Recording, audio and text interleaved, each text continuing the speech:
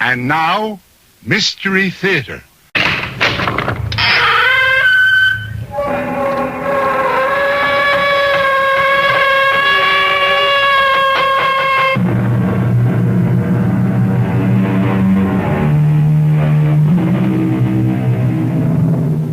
Come in. Welcome. This is E.G. Marshall. The doors of the mind can be opened into corridors of unlimited possibilities, where time and place have a way of melding into strange and provocative patterns. Most ghost stories take place in the dark of night, or when shadows are long and the moon is crossed by clouds. But we're about to meet a ghost at high noon, on a blistering hot day without a shadow in the sky. In the course of our story, the two women who are embarked upon a fateful journey find respite from the merciless sun when they are drawn toward a barn from which comes a very human sound.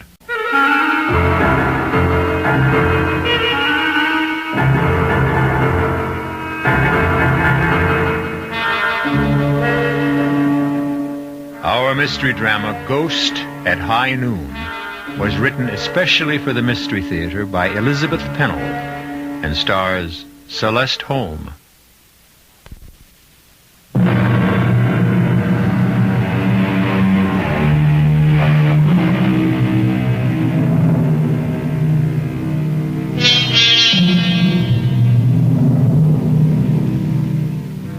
Our story begins on a long, straight ribbon of highway in an arid section of the western United States. Marion Jeffries and Janet Marston are longtime friends who are returning home after having driven Marion's son to a summer camp. What a lonely stretch of road. I don't like it. Oh, come on, Marion. No road is lonely at 10 o'clock in the morning. This one is. George was right when he said we should make this part of the trip either very early or late at night. Well, neither of us ever gets up at dawn. And I don't think two women should travel the highways after dark. Oh, I don't mind driving at night. Well, then why didn't you say so yesterday? That motel we stayed in was certainly no prize. Oh, not so bad. Anything to get away from home for a few days. Not from my point of view. Well, you can travel anywhere you want to at any time. Sometimes I do it only to keep from being bored. Nonsense. You don't know what being bored is like. I wanted to make this trip last longer. Really, Janet, it's an adventure for me. Well, I've enjoyed it, too. It's given us a chance to catch up. But I must say, this stretch of highway is deadly dull. Well, I wouldn't mind if it weren't so beastly hot. And there's not a car in sight. Marion, I have an uncomfortable feeling that there are things ahead of us on the road. Oh, I'm glad you're not driving. But don't you see those wavy lines? Shapes rising up, coming closer and then fading away? Sure, heat haze. And over there, look. Nothing but bare, dry land and sagebrush. I swear I see buffalo and Indians.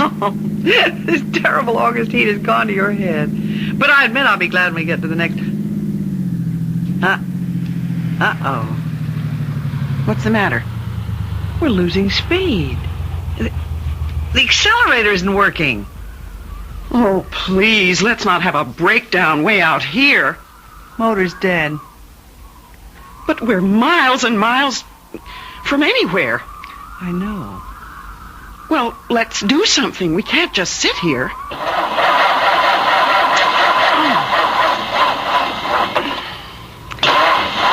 I'm just running the battery down. Then we'll be in a worse mess. Are you absolutely sure we have gas? But of course I am. Look at the gauge. And you remember when we got it.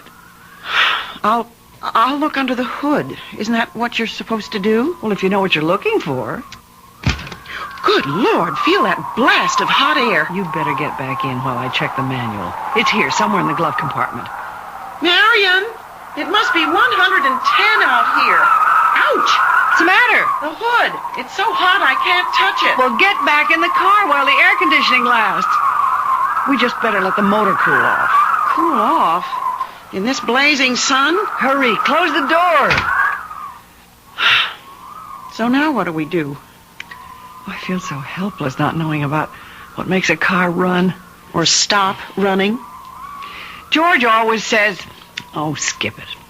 I'm going to study this manual and see what happens when a motor's overheated. Maybe if I put on these gloves. Gloves in this weather? Well, then I could open the hood and look for a loose wire or You something. stay here. We'll think of something. I'm thinking very hard.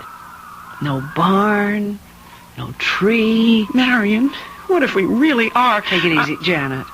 I said this trip was an adventure, so let's make the most of it.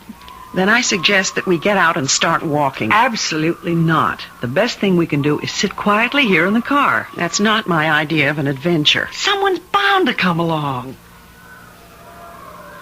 Janet? What? Look. Look over there. Is your window closed tight? Make sure.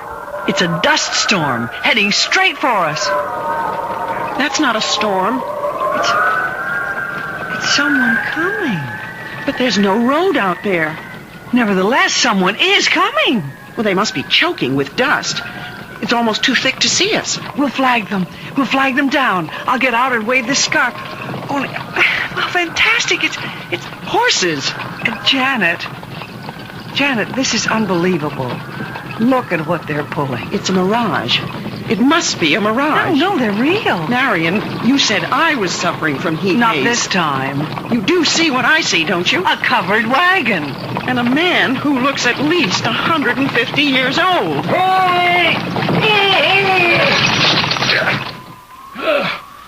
Morning, ladies. Good morning. Who are you? I'm usually called Old Timer, but my name is George. That's my husband's name. I do not have the pleasure of knowing your husband, Miss Jeffries. How do you know me? I've come to take you and Miss Marston to the village. He knows my name, too. Of course, I know your names. And now, if you will both You will fix the car for us, won't you? Oh, I have no idea whatsoever how you propel these remarkable new conveyances. But you knew we were here. You must have come to help us. Oh, yes, I'm here to be of service. Come along, ladies. Mirado is expecting you. Mirado? Mirado is the town beyond the hill. What hill? Over that-a-way. Well, it's perfectly flat. You'll see the hill when we get to it. But a hill can't just... Please, ladies, step into my wagon. But we don't want to step into your wagon. We would like to be on our way. This is your way. I don't think you understand. We're going in this direction, straight ahead, unless there's somewhere we can wait until help arrives. I have to get home. I mean, my husband's expecting me. Mr. Jeffries does not know what day this is. Well, we know what day it is, and both of us have to get back. We live quite a ways from here, but perhaps if I could call my husband... Oh, he would never hear you if you called from here, Miss Jeffries. Marion, I think this man is not quite right in the head. We don't want to bother you, Mr. Oldtimer, but what we really want is just to be on our way in my automobile. Ladies, your automobile will never take you to where we're going. But we're not going anywhere with you. Mr. Oldtimer, I think it would be best if you'd be good enough to go back to your town and ask a mechanic. Mechanic? You know, a garage man. Someone who can fix an automobile. Why, no one in Mirado knows anything about automobiles. Marion, what are we going to do? I don't know. But if there is a town, as he says, I can't believe My it. They orders don't... are to take you to Mirado. What do you mean, your orders? Why, you have come to help us just as I'm here to help you. Well, then help us, will you, please? Aye, that's better. Come along. You cannot sit here in the sun. Oh, he's right, Marion. And I'm getting terribly thirsty. At least we could get some water and find a telephone. A telephone? Don't tell me your town is that primitive.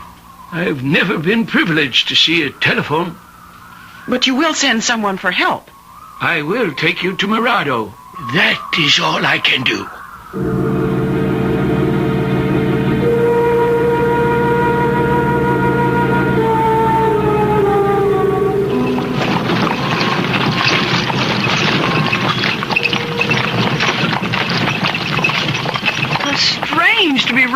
a covered wagon.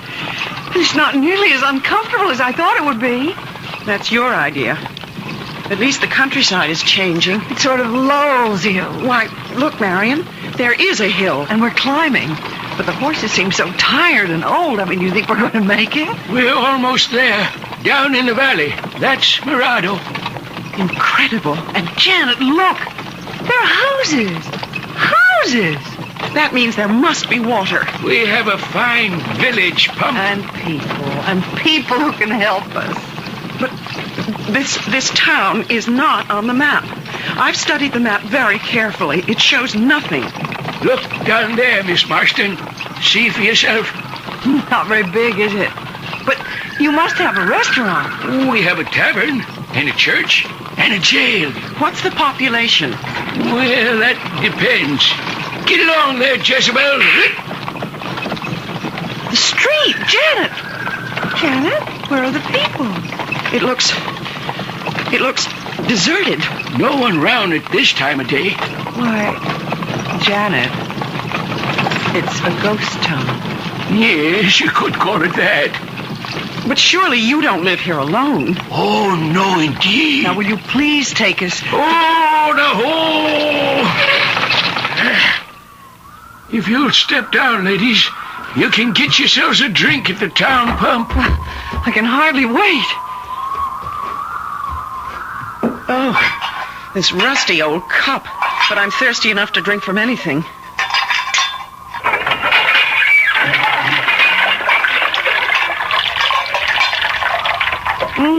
I'd like to put my head under it. Feels wonderful on the hands and arms. But it tastes so brackish. Hasn't been used in a long time. Now, where can we go for help? I will show you the points of interest. No sightseeing right now, please. But thank you. Do you have a telegraph office? Oh, no, indeed, Miss Jeffries. Scouts used to take our messages, although there is now no reason to send a message. No reason? Tell us right now how to find someone who will go to the next town. Ladies, you are going to stay in Mirado. Well, I suppose we're going to have to for an hour or two.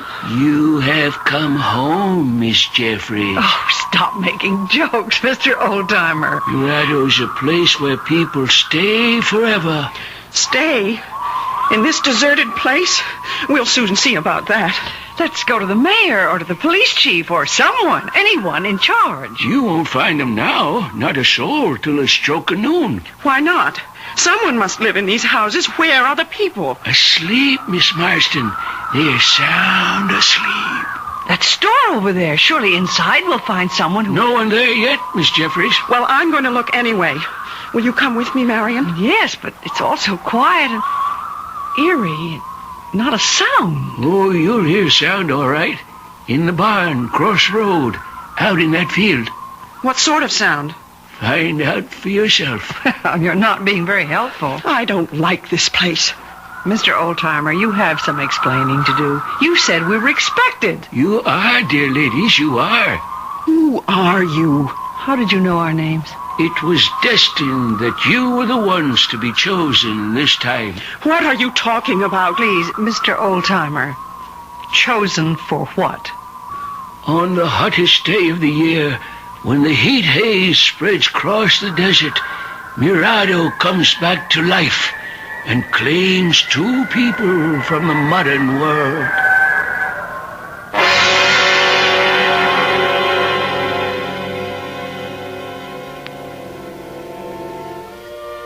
There may be no new thing under the sun, but a frightening prospect confronts Marion and Janet if Mirado really has a living past.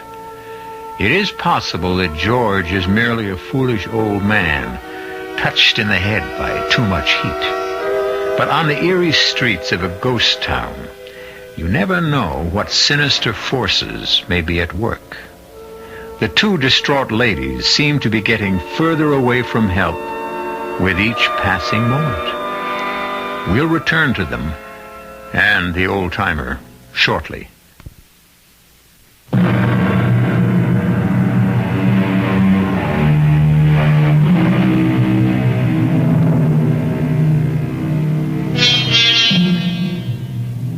stranded on a lonely stretch of road when their car broke down. Marion Jeffries and Janet Marston have been taken to the strange ghost town of Mirado. In vain, they have tried to persuade their ancient escort to help them get back to civilization. But he has an unsettling way of insisting that they have come home to Mirado, and that here they will stay. Their panic is growing with each new turn of events. Aside from the old man, there is no sign of life on the narrow streets. And so you see, dear ladies, we are happy to welcome you. We? You keep saying we. Where are the others? Later, Miss Marston. You'll meet them later. We really can't stay very long. Miss Jeffries, I'll show you to your quarters. My quarters? Truly, we are not planning to be here long. Come with me, both of you. We need you, Miss Jeffries, in the tavern here. Come, we'll go inside.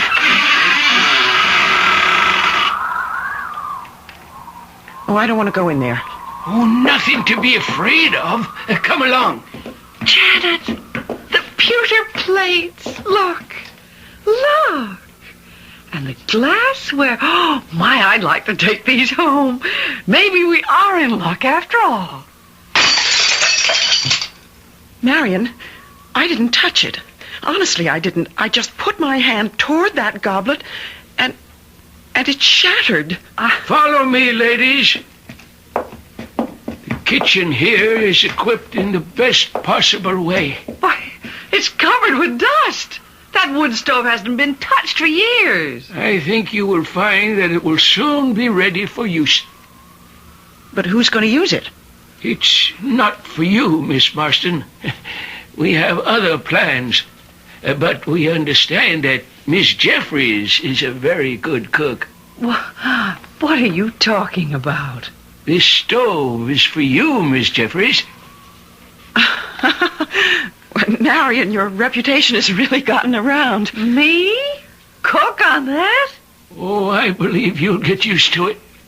Well, who, pray tell, is there to cook for? You'll meet them all at high noon. Marion, we have to get out of here. Oh, yes, Miss Marston. I'll show you to the place we have for you. For me? I'm leaving. We're both leaving. We have real need of a school teacher. And what makes you think that I know anything about teaching school? We know a great many things about both of you. But I haven't taught school We know that you like teaching school. And this is a fine opportunity. Stop it! I won't listen to any more.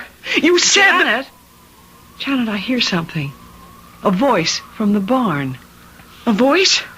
Oh, please make it a human voice. I'll be back at high noon, ladies. The bell on the church steeple will strike the hour. And then, at 1 o'clock, it will all be over. Janet, I'm terrified. He's a madman. Listen. Oh, I hear it. Hurry. There's someone in that barn. It's a welcome sound with a crying baby. There must be a woman nearby. Help me. Help me to open the door. It's stuck. Well, we've got to open it. I think it's starting to move. This door hasn't been opened in years. How could it... Pull harder.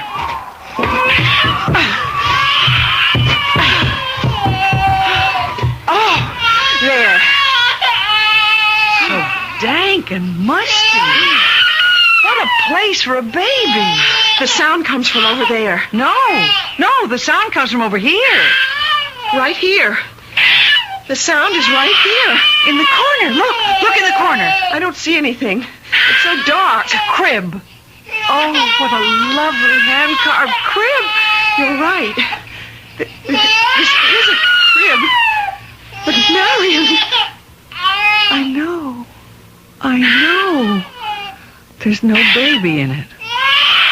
Marion, tell me you hear what I hear. A baby crying right here in this crib. But there is no baby. Are we losing our Oh, minds? Janet, be sensible. We both hear it. Well, there must be an explanation. Oh, I can't stand it. This spooky barn. Let's get out. Well, we can't just walk out on a crying baby. You look on that side, I'll go over here. But Marion, I'm frightened. I always was afraid of the dark. Janet, we've got to keep our heads. That baby must be here somewhere. It's weird. There's no sense to any of this. Now, come on. It must be something about the acoustics of this old barn.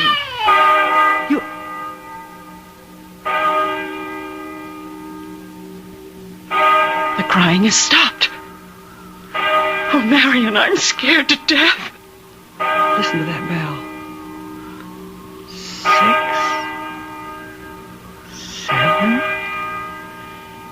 8. The old man kept talking about something happening at 12 o'clock. Let's get back to town. I tell you, I'm afraid. Well, you're the one who doesn't like the dark. We can't stay in here. But the baby that was crying. But there's no crying now. There must be a reason.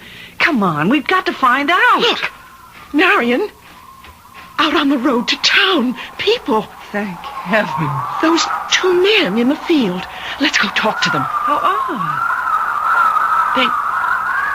They aren't moving. They look like statues. Or that painting. Yes. It's the Angelus.